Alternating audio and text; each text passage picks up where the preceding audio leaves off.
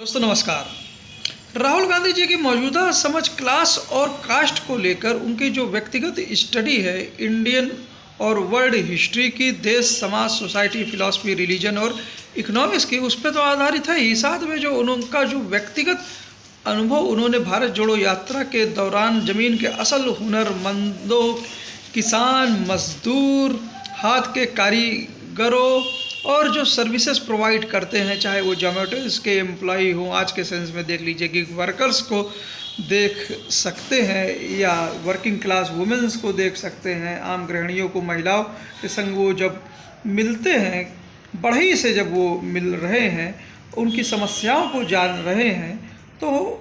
उन अनुभवों पे भी आधारित है। वो ये देख रहे हैं कि वास्तव में जिनसे हमारा देश समाज चलता है, जिसमें ज़्यादातर लोग एम्प्लॉयमेंट पाए हुए हैं, स्मॉल मीडियम इंडस्ट्रीज़ में, छोटे छोटे रोज़गारों में, सेल्फ रोज़गारों में, अनऑर्गेनाइज सेक्टर में, वो सब कहीं ना कहीं जो उनकी प्रोग्रेस को क्यों रुकी हुई है, क्योंकि उनको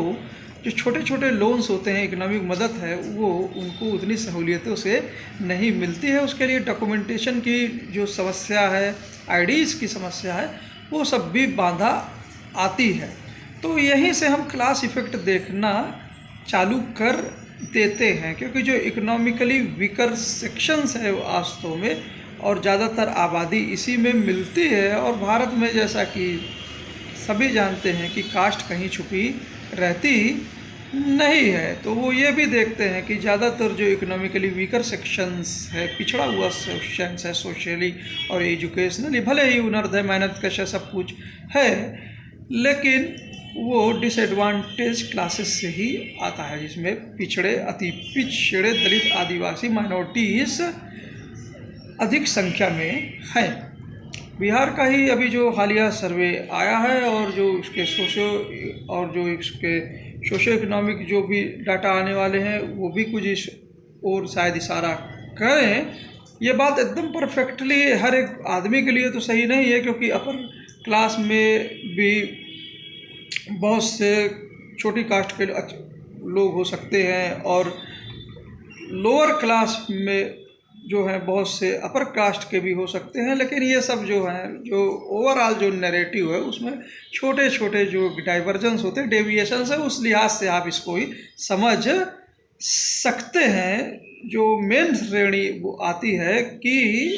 इकोनॉमिकली वीकर सेक्शन और क्लास और डिसएडवांटेज क्लासेस मोटा मोटा एक ही दिशा में भागते भी हैं। ऐसा इसलिए भी होता है, कहीं न कहीं ट्रेडिशनली हम अगर अंग्रेज़ों के समय से ही एग्जाम्पल लें, तो अंग्रेज़ जब भारत में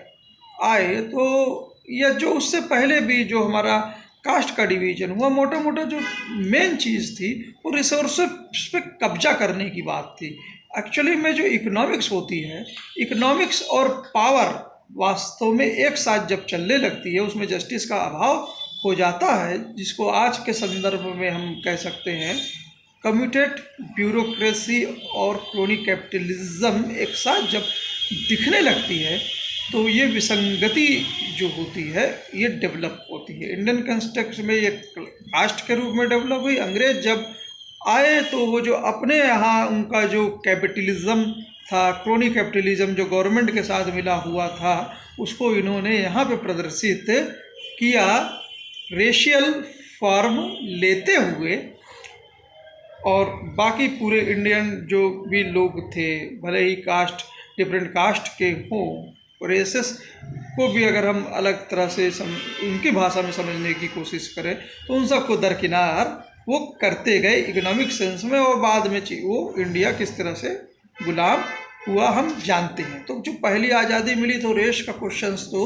हट गया, लेकिन जो एज ओल्ड क्वेश्चन जो क्लास के साथ डिसएडवांटेज था और जो इकोनॉमिक्स थी, वो आगे बढ़ती रही। और आगे कहीं ना कहीं, जैसा कि संसद में राहुल गांधी जी ने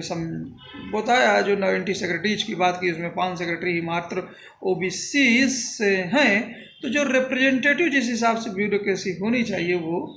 ना होने के कारण भी ये चीज़ें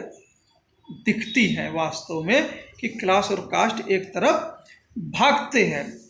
यही चीज़ें पश्चिम में, जैसा कि अभी मैं देख रहा हूँ, जो अभी मेजर कन्फ्लिक्ट चल रही है, उस पर एक मेजर जो मजबूत क्लास है, एक जो रेस है, वो दूसरे को ज़मीनें, उनके घर गिरा देते हैं, उनके लंबे समय से उनकी ज़मीनों पर धीरे धीरे आगे बढ़ना, उनको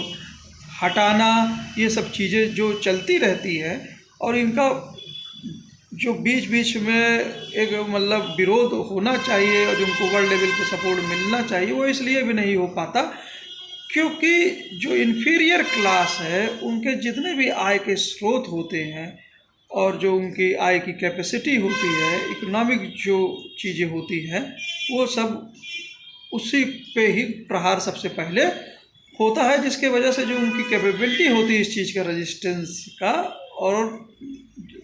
वो डेवलप नहीं हो पाती। एक्चुअली में चीज़ें वहीं से आगे बढ़ती हैं। और ऊपर से जब वर्ल्ड लेवल पर ऐसे ही जब मजबूत किसी क्लास को और बड़े बड़े कैपिटलिस्ट और दूसरी मजबूत गवर्नमेंट का सपोर्ट भी मिलने लगे, तो बड़े बड़े एग्रीमेंट्स के बावजूद भी, चाहे वो यूनाइटेड नेशंस का एग्रीमेंट हो या बहुत ही फन फेयर वाला ओस्लो अकॉर्ड हो, ये सब धाराशाही दिखते हैं। ज़मीन पे प्रैक्टिकली एप्लीकेबिलिटी उनकी दिखती नहीं है। इंग्लैंड के अमेरिका थोड़ा सा बाहर छोड़ दीजिए, लेकिन अपने लिहाज से उनमें उनकी डेमोक्रेसी में एक सबसे बड़ी खासियत ये है कि जो कि उनका जन्म स्वयं इंग्लैंड से हुआ है, तो इंग्लैंड में जो क्रोनी कैपिटलिज्म जिसका मैंने बताया, जिसका एक एग्जांपल ईस्ट इंडिया कंपनी भी था, तो जो कमिटेड ब्यूरोक्रेसी और जो कैपिटलिस्ट और गवर्नमेंट एक पूरे ढर्रे पे आ गई, तो उन्होंने अपने ही एक रेस में डिवीज़न कर दिया था इकोनॉमिक्स के आधार पे, और उसी परसिक्यूशन और उसके रिएक्शन में ही लोग जो थे अमेरिका के लोग, इंग्लैंड के लोग उस दौर में वो अमेरिका में बसे, और फिर जब वो बसने लगे तो फिर से उसी आधार पे कंट्रोल करने की कोशिश इत्यादि, तो उन्होंने उसका रिपेल किया। वास्तव में उन्होंने जो रिपेल उन्होंने किया, इंग्लैंड से जो जंग लड़ी, वो वास्तव में जो इकोनॉमिक जो उनका सब्जुकेशन हो रहा था, सबऑर्डिनेशन हो रहा था, और उसके खिलाफ वो लड़ रहे थे। और वो इस इकोनॉमिक सब्जुकेशन को कहीं ना कहीं जो अमेरिकन्स को इन्फीरियर महसूस करने लगे थे, इंग्लिश का जो उच्च वर्ग था वो उसको भी फील करने लगे थे। तो कैसे देख सकते हैं कि ये जो डिफरेंशियल इकोनॉमिक्स है, क्लास की इकोनॉमिक्स है, उसने कैसे एक रेस में ही दो रेसेस का अनुभव करा दिया। तो और वास्तव में इसी क्लास के जो अनचाहे इफ़ेक्ट हैं, जब वहीं के लोगों ने, मार्क्स और एंजल्स ने 25 में इसको देखा, क्लास के इस इफ़ेक्ट को, अनचाहे इफ़ेक्ट को, इसकी डिवाइडिंग टेंडेंसीज़ को, कि कैसे ये रेसेस और इंडियन कंटेक्स्ट में दूसरे हिसाब से समझते हैं, तो ये कास्ट डिस्क्रिमिनेशन में हो सकता है। तो इसकी एनालिसिस उन्होंने किया, उसी का रिएक्शन था जो सोवियत रेवोल्यूशन हम देखते हैं। उसके खुद अपने कुछ दिक्कतें हो सकती हैं, आगे फिर से कंसंट्रेशन ऑफ पावर कुछ ही लोगों में हो सकता है। इसी तरह डेमोक्रेसी के नाम पे, अत्यधिक डेमोक्रेसी के नाम पे कंसंट्रेशन ऑफ पावर इस तरह से हो जाए कि दूसरे की स्वतंत्रता पूरी तरह इकोनॉमिक्स के जरिए, एक इकोनॉमिक कंट्रोल के जरिए पूरी तरह छीन ली जाए। तो ये क्रोनी कैपिटलिज्म में भी हम वेस्ट के रूप में भी देख सकते हैं उसके इफ़ेक्ट को भी। लेकिन अमेरिकन कंटेक्स्ट में चूँकि वो इंग्लैंड में इस तरह से लड़े हैं, तो कहीं ना कहीं अमेरिकन डेमोक्रेसी में कैपिटलिज्म के होने के बावजूद भी जो वो नए नए लीडर्स उनकी पार्टीज रिपब्लिकन और डेमोक्रेट्स थ्रो करते रहते हैं, इन सब के बावजूद भी, तो इससे, और जो लीडर्स होते हैं वो अकाउंटेबल होते हैं। यहाँ भी अभी हाल ही में देखा कि जो उनके पूर्व राष्ट्रपति साहब है, ट्रम्प साहब, वो अकाउंटेबिलिटी, जुडिशियल अकाउंटेबिलिटी में जब वो फंसे तो उनको कुछ घंटों के लिए जेल जाना भी पड़ गया। तो जो अकाउंटेबिलिटी प्रोसीजर है, और जो वहाँ पर कैपिटलिज्म जो मात्र गवर्नमेंट के साथ मिलकर कुछ घरानों को बढ़ाने तक ही सीमित नहीं है, बल्कि कैपिटलिज्म ज़रूरत है फ्रीडम ऑफ एक्सप्रेशन के साथ उसको मिलते हुए इनोवेशन को भी उन्होंने जोड़ा है। तो यहाँ पर इसीलिए अमेरिकन डेमोक्रेसी सक्सेस कैपिटलिज्म के बावजूद भी सक्सेसफुल दिखती है। तो इस कंटेक्स्ट को हमको अपने पे भी समझना चाहिए। ब्यूरोक्रेसी का हमेशा जो रोल होना चाहिए वो पर्दे के पीछे न्यूट्रल और परमानेंट तो होता है, जैसा कि पिछले एपिसोड में बताया, क्योंकि वो बिल्स बनाते हैं, पॉलिसीज फ्रेम करते हैं। जो भी चुनी हुई अस्थायी पॉलिटिकल सत्ता होती है, उनके मंसूबों को, उनको जो ज़रूरतें होती है उस हिसाब से वो बिल्स को अच्छे से फ्रेम करते हैं, संविधान के दायरे में फ्रेम करते हैं, और जो पॉलिटिकल अस्थाई सत्ता होती है वो ये भी देखती है कि जो बिल्स हैं वो ब्यूरोक्रेसी इस तरह फ्रेम करे कि वो मैक्सिमम एफिशिएंसी के साथ हो, जहाँ कमी हो तो ब्यूरोक्रेसी को अकाउंटेबल भी ठहराएं। लेकिन कभी भी न्यूट्रल जो ब्यूरोक्रेसी होती है, परमानेंट ब्यूरोक्रेसी, वो कमिटेड ब्यूरोक्रेसी की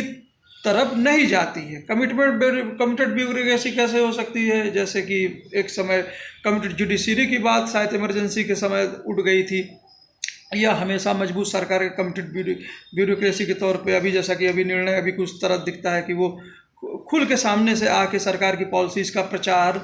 करने लगे। तो यहाँ पे सोचना पड़ेगा कि सरकार पक्ष विपक्ष दोनों की होती है, तो थोड़ा तो इसलिए विपक्ष को क्रिटिसिज्म का अधिकार होता है। सरकार और देश में अंतर होता है, सरकार पक्ष विपक्ष दोनों की होती है, तो आलोचना भी जरूरी है कि सही दिशा में हो। देश की आलोचना तो कोई कर ही नहीं सकता है, वो तो पूरी तरह डिफरेंट चीज़ है। तो इस लिहाज से आप सोचिए कि जब कमिटेड ब्यूरोक्रेसी हो जाएगी और वही ब्यूरोक्रेसी अब कुछ समय बाद इलेक्शंस भी कराएगी, तो अपोजिशन के लोग या जो डिफरेंट मत के लोग जो भी सत्ता में नहीं, जो कल के सत्ता में आ सकते हैं, उनको कैसे विश्वास करेगी? कभी कभी जैसे अभी दीपक शर्मा शो में भी मैं खबर सुन रहा था मध्य प्रदेश से कि बूथ पे इनाम लग रहे हैं, 51,000 का इनाम लग रहा है, कहीं 21 लाख का इनाम लग रहा है जिताने पर। तो इन सब कंप्लेनों को कौन सुनेगा? अगर कमिटेड ब्यूरोक्रेसी स्वयं प्रचार में डायरेक्टली इन्वॉल्व हो जाएगी, क्रेडिट लेने और देने की स्थिति में हो जाएगी, तो खुद कहीं ना कहीं इलेक्शन में पार्टिसिपेट करने नहीं लग जाएगी खुद। तो इन चीज़ों को सोचना पड़ेगा, ये गंभीर चीज़ है। कल को कोई अगर सेना के नाम पे वोट मांगने लगेगा तो उस पे खिलाफ फिर कैसे, क्या बोलते हैं, कमिटेड ब्यूरोक्रेसी जो वास्तव में कहीं ना कहीं दूसरी बॉडीज़ में, रेगुलेटिंग बॉडीज़ में भी पार्ट होती है, इलेक्शन कमीशन में भी मान लीजिए पार्ट होती है, कैसे समय पे एक्शन हो पाएगा? तो इसलिए क्लास, कास्ट और रेस की जो राहुल गांधी की जो अंडरस्टैंडिंग है वो सर्वे पे भी आधारित है और उनकी खुद की स्टडी पे आधारित है। अगर अगर कमिटेड ब्यूरोक्रेसी, क्रोनी कैपिटलिज्म और ये सब चीज़ें एक तरफ पूरी तरह दिखेंगी, तो वो अपने ही बनाए हुए वो सर्वे से भी भागेंगी, और जो सर्वे जो वर्ल्ड लेवल पे भी होते हैं, जो हकीकत दर्शाते हैं, उनको भी अगर अनुकूल रहेंगे तो खुद प्रचार करेगी, विपरीत रहेंगे तो अकाउंटेबिलिटी के हिसाब से जो पॉलिसी चेंजेस होने चाहिए, जो रिएक्शन देश हित में होना चाहिए, उससे वो बचेंगी। तो इस लिहाज से राहुल गांधी को अंडरस्टैंडिंग को समझना चाहिए। और मैं देख रहा हूँ कि राहुल गांधी की इसी अंडरस्टैंडिंग से जो उनकी प्रिंसिपल अपोजिशन आइडियोलॉजिकल पार्टी है, वो जब जवाब नहीं ढूंढ पा रही है, तो कांग्रेस के अंदर ही जो उनके बगल इर्द गिर्द लोग हैं जो अक्सर खामोश रहे अपनी अपोजिट पार्टी में, तो अब वो कहीं तरह से राहुल गांधी की इस थिंकिंग को प्रभावित करने की कोशिश कर रहे हैं, और जिसका जरिया प्लांटेड न्यूज़ या रेप्यूटेड न्यूज़पेपर का सहारा लेते हुए भी कहीं ना कहीं देख रहा हूँ। जैसे कि सत्यनदीप पे अनिल सिन्हा साहब ने जो अमरीश कुमार जी का शो है वो समझाने की कोशिश की, और इसी तरह जो इजराइल पैलेस्टीन कॉन्फ्लिक्ट को भी इकोनॉमिक दायरे से भी सोचना चाहिए कि जो ऑक्यूपेशन की टेंडेंसी है उसके पीछे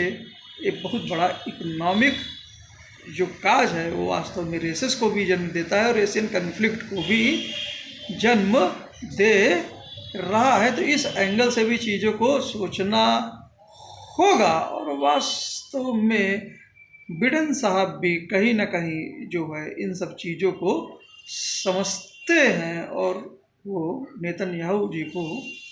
इस लिहाज से समझाने की भी कोशिश कर रहे हैं। पर्दे के पीछे से बराक ओबामा साहब जो इसी तरह की पूरी अंडरस्टैंडिंग जिन्होंने गंभीर स्टडी की है वो समझाने की कोशिश करते हैं, लेकिन अब खुल के वो ओपन लेटर में ये चीज़ों को हर तरह से समझाने की कोशिश इजराइल को करते आ रहे हैं कि वो अपना ग्लोबल सपोर्ट हो सकता है, अगर जो भी उसका आत्मरक्षा का अधिकार है वो एक निश्चित दायरे में नहीं रहता है। अगर वो पूरा तरह ग्रॉस हो जाता है और हैवी कैजुअलिटी सिविलियन को होती है, और स्वयं इजराइल ने क्या बर्ताव किया है अपने ऑक्यूपेशन में लॉन्ग टर्म में, और इंटरनेशनल रिकॉर्ड्स को जो नहीं माने हैं, तो उस संदर्भ में भी चीज़ों को देखने की ज़रूरत है। उम्मीद है ये एपिसोड आपको पसंद आया होगा। जय हिंद, जय भारत। Thank you sir.